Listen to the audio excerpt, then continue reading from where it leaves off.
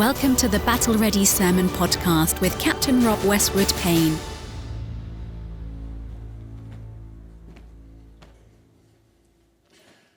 I wonder if you ever find yourself so busy that your interruptions are interrupted. Do you ever have that? Where your interruptions are interrupted. I remember when I was a solicitor, I used to have, and there were several of them, several clients who would phone you on the landline on my desk, and if I was in the middle of something that I needed to focus on, I would allow it to go to voicemail. And before I could pick up that voicemail, my mobile would ring from the same client, who would leave a voicemail on my mobile. And then because I hadn't answered my landline or my mobile, they would send me an email to say, have you got my voicemail? You get the picture. Sometimes it's a bit like that on a Sunday morning. You know, I can be preparing for worship and somebody will come and tell me there's no toilet paper in the ladies, or there's a leak somewhere, because that happens fairly often, or something else that needs doing or whatever, and somebody will come and interrupt that interruption with something else. It can get like that sometimes.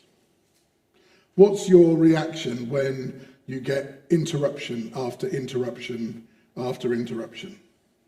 One of my favourite programmes, and this sadly shows my age now, is Yes Minister or Yes Prime Minister. And you might remember the episode when Prime Minister Jim Hacker got absolutely fed up with the fact that Sir Humphrey Appleby, his permanent secretary or the cabinet secretary, would be interrupting him in the middle of meetings and so on and so forth. And so he instructs his private secretary, Bernard Woolley, to take away Sir Humphrey Appleby's key to number 10, so that he's no longer interrupted. Have a look and see what happens.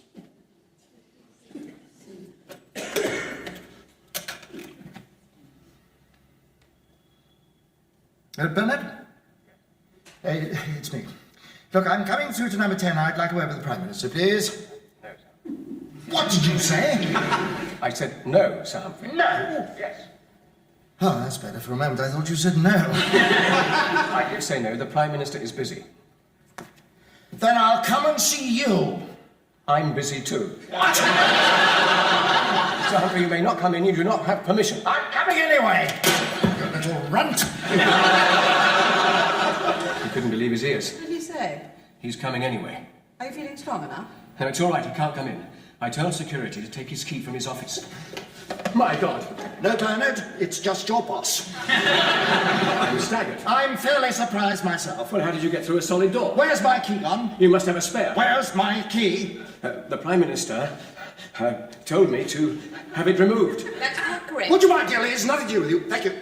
The Prime Minister does not have it within his power to deprive me of my key. It's his house. It's a government building. Well, I believe it's the Prime Minister's decision who comes into his house. After all, I didn't give my mother-in-law the key to my house. I am not the Prime Minister's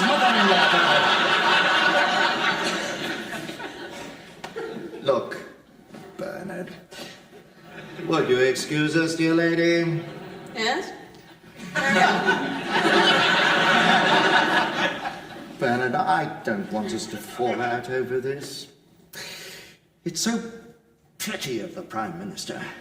You and I are going to have to work together for some years yet, but Prime Ministers come and go. Whereas your career prospects depend upon those who have the power over promotions and appointments on a long-term basis. I must insist you tell me how you came in. Sorry? You must have a personal key. Now, I insist you hand it over. Well done, Bernard.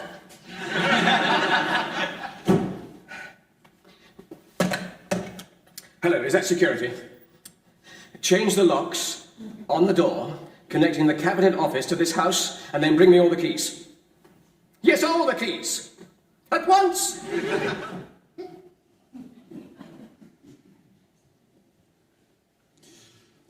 There we go. Maybe that's one way to deal with interruptions. Change the locks and make sure that you can't be interrupted. But at this point in Matthew's Gospel, we recognise that's not how Jesus deals with interruptions. If you look in Matthew's Gospel, and if you've got your Bible with you, whether you've got a paper one or whether you've got one open on your phone or your tablet, and you look back through Matthew's Gospel, all the way back to the beginning of chapter 8, maybe even before that, you will see that Jesus is dealing with interruption upon interruption. And so right at the beginning of chapter 8, he's interrupted by a man with leprosy who wants him to be healed, who wants to be healed. And Jesus heals the man with leprosy. Then it says, as Jesus returned to Capernaum, so while he was on a journey, he was interrupted again, this time by a Roman officer who says that his young servant is dying and he needs to be healed. And Jesus operates and answers to that interruption by saying, yes, I'll come and heal him. And in the end, he doesn't actually go to heal him because the Roman officer's faith means that he can heal him from afar, and asks the Roman officer to return home and to discover that it's already happened. Then he goes to Peter's house. So rather than somewhere public, he's going somewhere private. He's going to a friend's house. But Matthew chapter 8 tells us that when he arrives at Peter's house, Peter's mother-in-law is in bed with a high fever, and so he's asked to heal her. And then it says, that evening many demon-possessed people were brought to Jesus, and he cast out the evil spirits with a simple command, and he healed all the sick. Even when he went to a friend's home for some peace and quiet, he was interrupted. But he responded by healing the sick and casting out the demons. Then he gets in a boat to go across the lake, and he's interrupted by a storm. And the disciples, and we're looking at this story next week, but from Mark's Gospel, says, we're going to drown, don't you care? And so he has to respond and calm the storm. Then when he gets to the other side of the lake, and I imagine, when you get to the other side of the lake and you've been in a storm, you want to get your land legs back and all that sort of thing, but he's interrupted again by two demon-possessed men. And he heals them and casts out the demons from them. Then he gets back in the boat and he goes across the Sea of Galilee again, doesn't get caught up in a storm this time, and he goes back to his own town, to Nazareth. What happens there? Some people bring a paralyzed man to him on a mat and ask Jesus to heal him again. And so he does so. Then he's interrupted by the teachers of religious law who dislike the fact that he has healed the man and forgiven him of his sin. Then he heals the leader of a synagogue. The leader of a synagogue comes and says that his daughter's just died, and he heals the daughter. And then we come to the two stories that we heard this morning that Stephen read to us from Matthew chapter 9. The two blind men who interrupt him and go behind him shouting, Son of David, have mercy on us. And then they go into the house where he's staying, so they won't even stay outside. They come in and keep shouting, Son of David, have mercy on us. And he heals them. And then the demon-possessed man, who was mute, was brought to Jesus. And Jesus called out his demon too. So many interruptions on interruptions on interruptions on interruptions. There must have been times when Jesus, who was fully human, wished that he could change the locks on the door, as it were, and get away from these interruptions. There is something in common with all of these people in Matthew chapter 8 and Matthew chapter 9. There is something in common. Almost all of them are what in Hebrew are called, and I've got no idea if I'm pronouncing this correctly, hierarchies, which is translated as people of the land.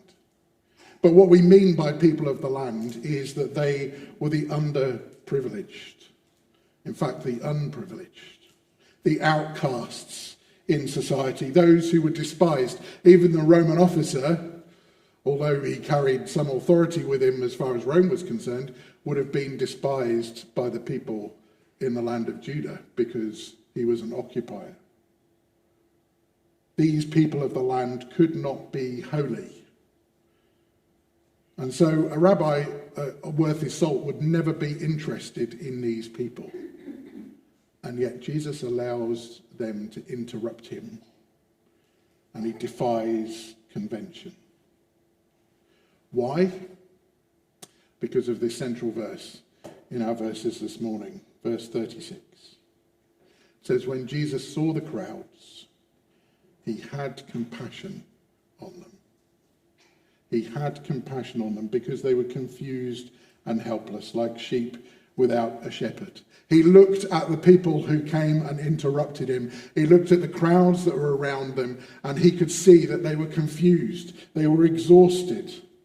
They were tormented. They were being led astray by their religious leaders. And something stirred deep inside him. That Greek word for compassion talks about the feeling in his gut.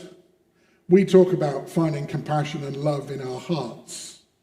But for the Greek thinking, it was about the deepest feelings came from within their gut, from deep within themselves. And that's the word that Matthew uses here. He had compassion on them, deep in himself. He was moved to compassion by their pain. He was moved by those who were sick and needed healing. He was moved by those who were blind and couldn't see, whether that was spiritual seeing and spiritual vision or physical vision. He was moved to compassion by the pain of being demon-possessed and cast out many demons.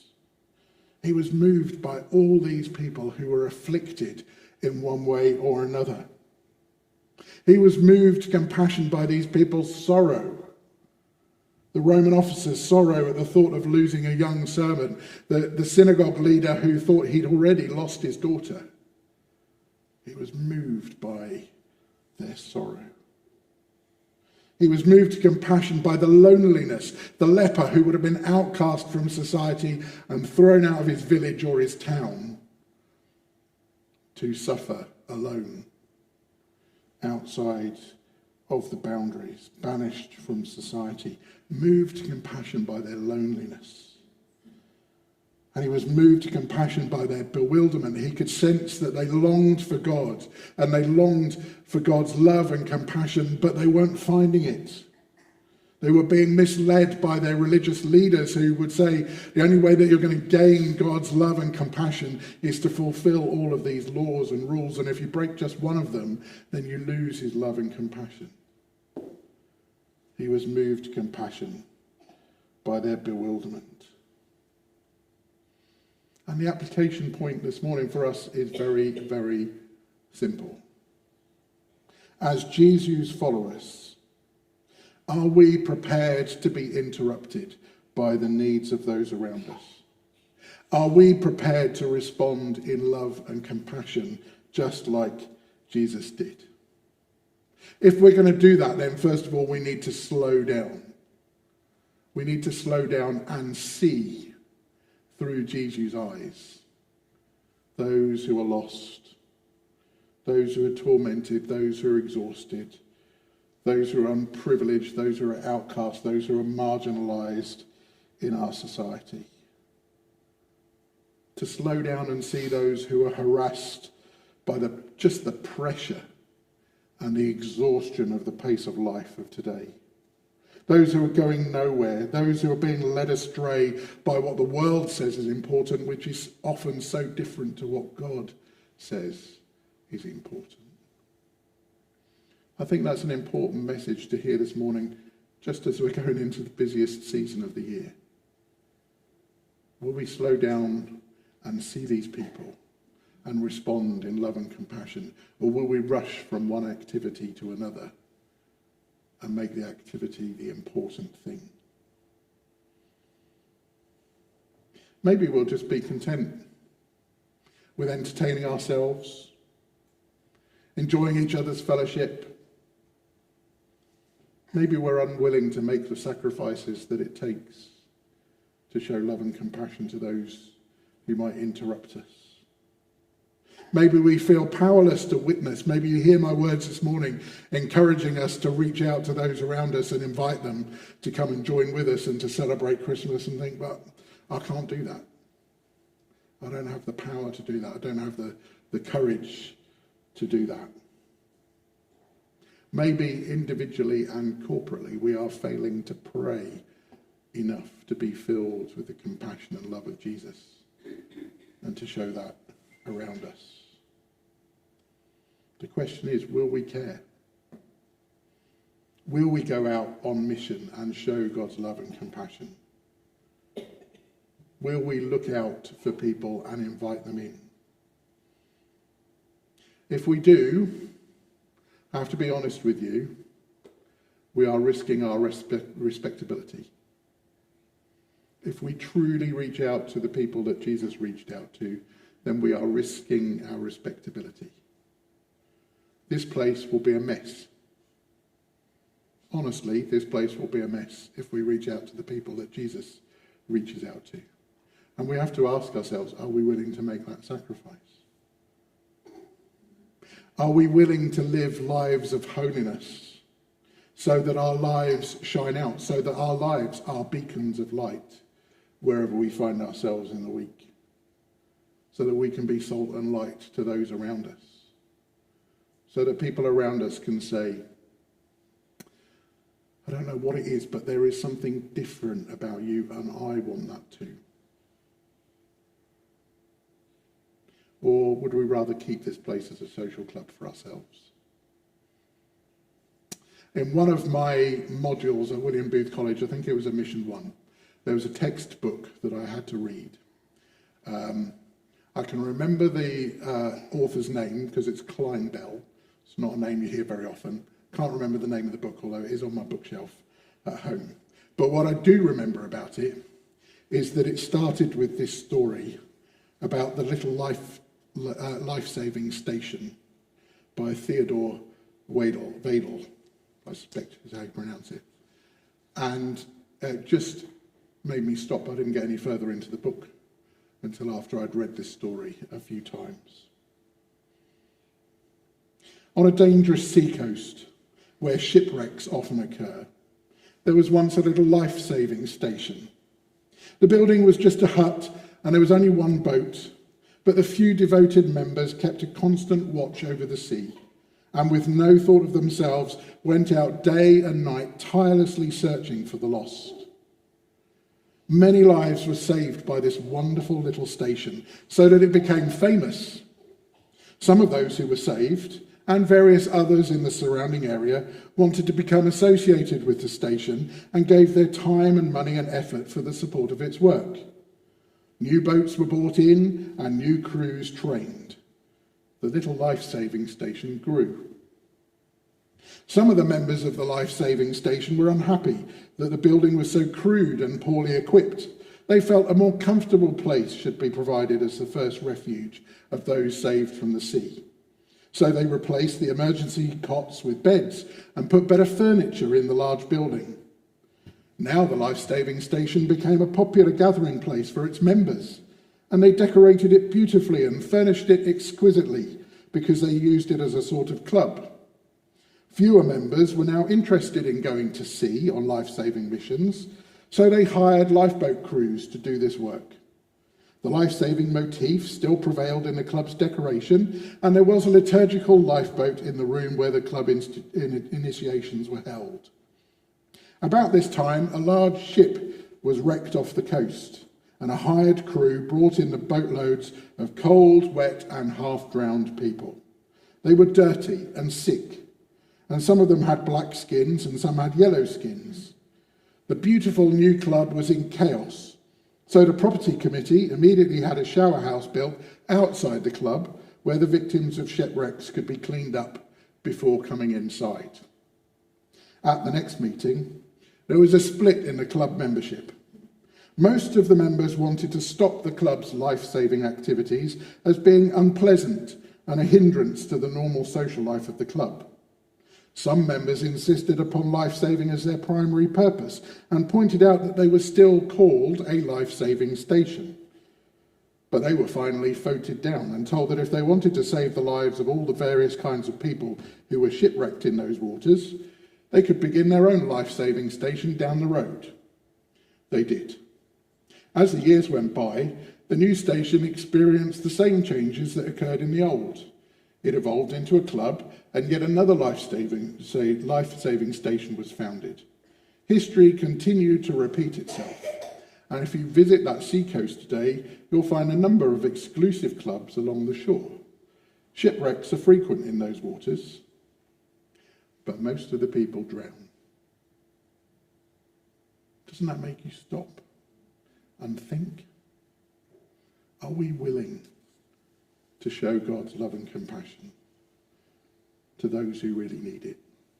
Are we willing to risk our respectability? Are we willing to reach out to the lives of those who Jesus would reach out to? I don't want this place to be known as a place that lets people drown. I don't want it.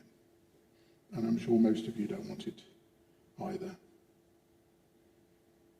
So as Jesus says, let's pray to the Lord of the harvest to send more workers into the fields. But then let's be prepared to be the answer to our own prayers. We're the workers who are sent out into the fields. Let's give those around us the hope that they need. You see, people can endure horrible sickness if they have hope. People can be deeply discouraged and depressed, but they can hold on if they have hope. Let's tell those on the outskirts of our society, on the outskirts of our community in this town and beyond, the despised, the rejected, the marginalised, the forgotten, that they can come to us and they can come to God as they are. It will be messy. It will be disorderly. It will risk our reputation. It will mean sacrifice for all of us. It will mean interruptions. Sometimes it will mean interruptions in interruptions. But it will be doing as Jesus did. It will be doing as Jesus did. A few years ago, Salvationists Carl and Alvin Allison wrote a song, "Come As You Are." The chorus says, "You should come as you are, as you already are, because nobody here will condemn you. There's no standard or bar, no front door registrar, only Jesus who died to redeem you. You should come as you are." As we listen to this song, as we read and listen to the quite challenging lyrics, it has to be said, we need to ask ourselves, are we willing to put ourselves out there and say to those on the margins of our society, come as you are? We'll accept the mess. We'll accept the disorder. We'll accept the interruptions because we want to show you love and compassion as Jesus did. Or do we want to remain a social club for our exclusive use? Come as you are. If you would like to subscribe to Battle Ready Sermons wherever you choose to listen to podcasts, or if you'd like to receive them direct to your inbox, head to www.equippinghispeople.com/sermons and follow the instructions.